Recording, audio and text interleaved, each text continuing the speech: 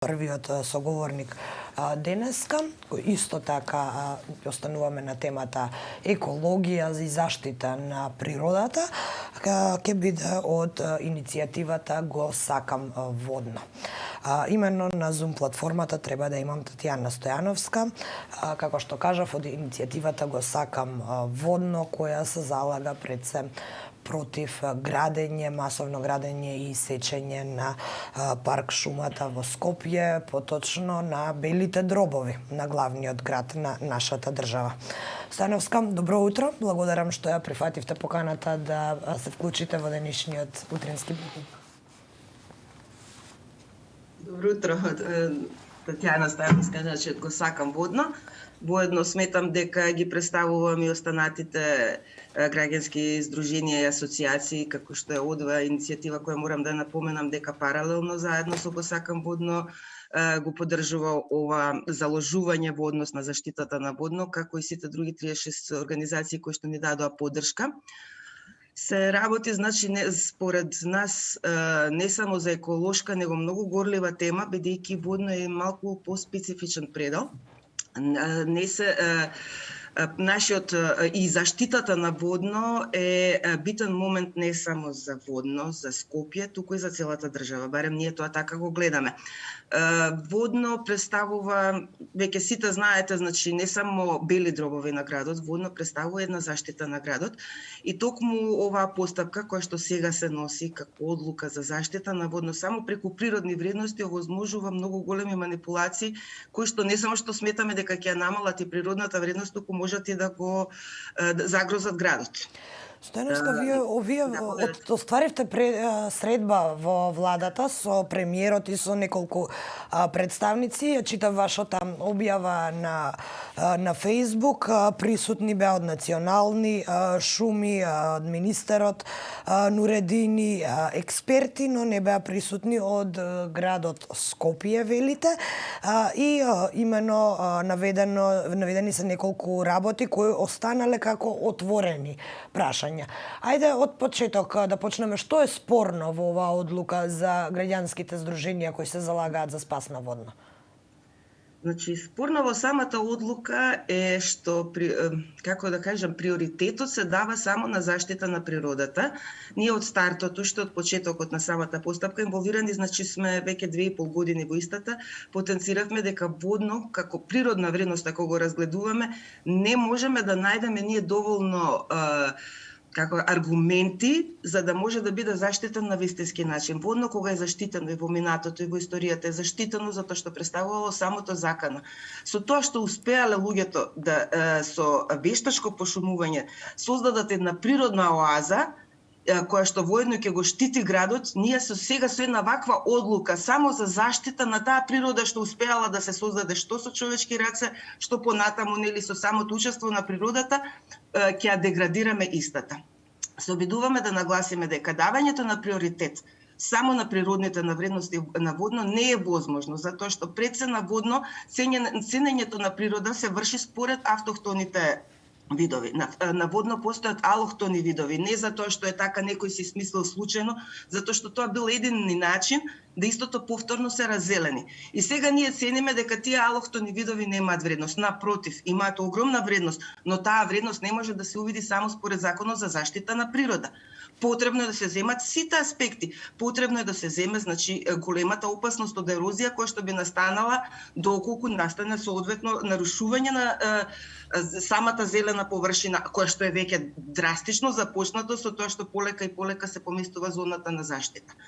Оваа одлука не само што ја намалува зоната на заштита, бидејќи според природните Законот за природа не постојат доволно природни вредности што би се заштитиле, него понатаму врши едно зонирање кое што стои, како што и во самиот пост наведовме, како дамоклов меч врз градот, не само врз водно.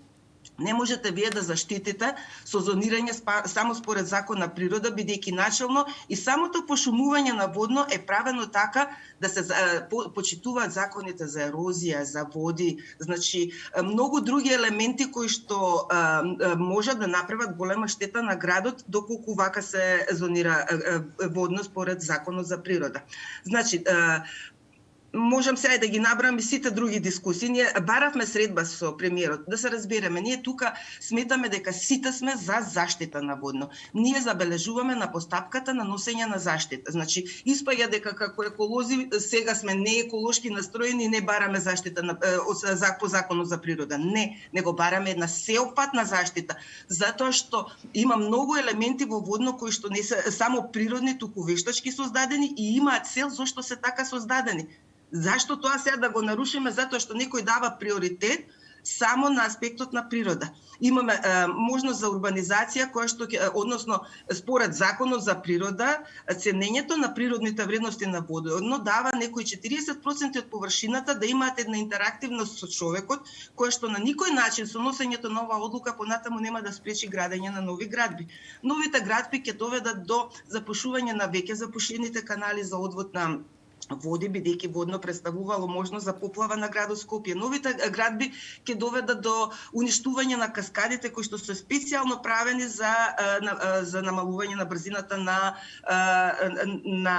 пороите кои што можат да се јават во рамките на некоја природна катастрофа, односно природна непогода на водно. Значи, како што и многу од експертите, и би сакала уште нешто тука да нагласам. Ние не бевме на разговор со премиерот само со експерти, бевме на разговор со експерти кои што работат во рамките на институциите, значи со луѓе кои што се инволвирани директно во институциите и кои што веќе нагласиле дека начинов на носење на заштита не е во ред од аспект на другите закони. Ако толку експерти се согласуваат со вас кои при тоа веќе работат во институциите, зошто тогаш не се послушаат вашите и нивните барања да се донесе адекватно законско решение? Па јас на висте, токму тоа го зборам, цело време се потенцира законот за заштита на природа. И во сето тоа, они велат, ние само ќе ги вклучиме останатите аспекти. Не можете да почнете од најминорниот, може би не е најминорен, ама еден од помалите аспекти за заштита на водно. Значи, ние имавме експерти во рамките од Центарот за управување со кризи, кој што нагласи дека водно има и многу голема државна вредност од тоа што подводно гравитираат над 200.000 луѓе, подводно имате председателска, премиерска резиденција, државна болница, амбасади. Било каква несреќа на водно ќе доведе до загрозување не само на градот и на соодветни институции во државата. Имавме представник од Министерството за земјоделие и шумарство и водостопанство кој што нагласи дека не е испочитувана постапката на носење на одлуката. Сето ова е нотирано и забележано и преку сето тоа се минува како па добро, ние тоа ќе го инкорпорираме. Не можете да го инкорпорирате нешто што е примарно за заштита на водно. Можете да инкорпорирате заштитата на природата кога ќе ги одредите примарните цели на водно, а воедно со тоа потоа го заштитите водно на вистински начин. Очекувате да мислам дека се прави мало игнорирање на сите останати аспекти на водно од страна на Министерството за животна средина. Јас ќе нагласам, еднаш министерот рече ние сме Министерство за животна средина. Не сте Министерство за животна средина и просторно планирање. Морате да ја консултирате Агенцијата за просторно планирање. Многу прашања се тука вметнати за така едно ампасас носење на закон само според законот за заштита на природа. Сметаме дека е многу, како да кажам, проформа носењето на законот. Ќе останат отворени многу прашања и многу можности за манипулација. Сега, откако е отворен диалогот, очекувате ли дека ќе бидат услушани вашите барања и дека конечно ќе почнеме да носиме легислатива која е подготвена од експертската јавност? Апсолутно наидовме на разбирање. Нас не е многу драго што премиерот прифати да ние ги презентираме нашите аргументи во рамките на оваа процедура. Се надевам дека ги согледа проблемите кои што би се јавиле. Сега од нивна страна, нивна наша страна, нема тука на нивна наша страна на изготвувачите, се сепак Министерство за животна средина и просторно планирање, сепак очекуваме едно малку пошироко внесување на останатите елементи во рамките на носењето на оваа заштита. Бидејќи, знаете како, они не уверуваат, ама според законот за природа само тоа можеме. Токму затоа и бараме еден специјален закон за водно. Затоа што законот за природа не го штити водно на вистинскиот начин и не е примарен за заштита на водно. Стојановска, за окружување на овој разговор, морам да ви го поставам прашањето, вам лично ви пречи ли моменталната состојба на водно.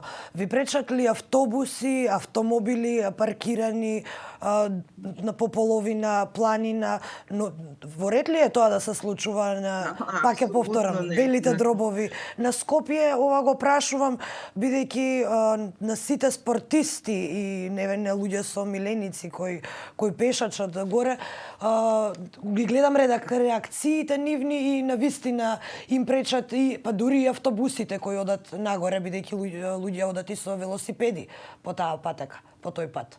Да, мислам, јас би била ригорозна ако мене ме прашате што се ми пречи на водно, така што подобро не, но апсолутно сите сме свесни дека водно континуирано се уништува. Ми пречат и дивите депонии. Дали сте виделе колку само диви депонии има на водно, затоа што тоа не е уредено. Никој не може да ги натера општините да прават нешто што не им е дадено во надлежност. Затоа и треба специјален закон за водно кој што нема да ги дозволи тие депонии, нема да дозволи формирање на паркинзи каде што се стигне. Патот за Сончев град е затворен, таму се формира паркинг независно од се. Луѓето доаѓаат со автомобили. Ја би била доста ригорозна на темата. Се обидувам да бидам реална, што се може и реално може да се направи за водно, но сето тоа може само ако се превземе една вистинска иницијатива за закон за водно. Ми пречат градбите, дали знаете колку само нови градби имате во рамките на, па тоа не се веќе ни приградски, него градски населби. Сето тоа страшно се одразува и на квалитетот на животот на градот. Не само на тие планинари кои што идат да живеат во водно, туку и на тие што живеат во Скопје би имале многу поквалитетен живот доколку водно се заштити на еден вистински начин и се оневозможат сите тие манипулации. Татјана Стојановска, ви благодарам што одвоивте време утринава да се вклучите во утрински брифинг. Ние секако како медиум ќе ги следиме состојбите и откако ќе имаме, се надевам, адекватно законско решение. Имате отворена покана, се надевам дека ќе се видиме овде во студиото. Ние ќе бидеме апсолутно упорни. Верувајте, ова е момент кога се пресудува за судбината на водно и судбината на градот. Мораме да бидеме упорни на оваа тема и нема да останеме безгласни како и да се донесе одлуката. Така, имате и медиумска поддршка и вие и сите останати еколошки и зелени организации кои се залагате за почист воздух и за едно поубаво утре и малку подобар квалитет на животот на сите нас. Ви благодарам уште еднаш. Ви благодарам вам.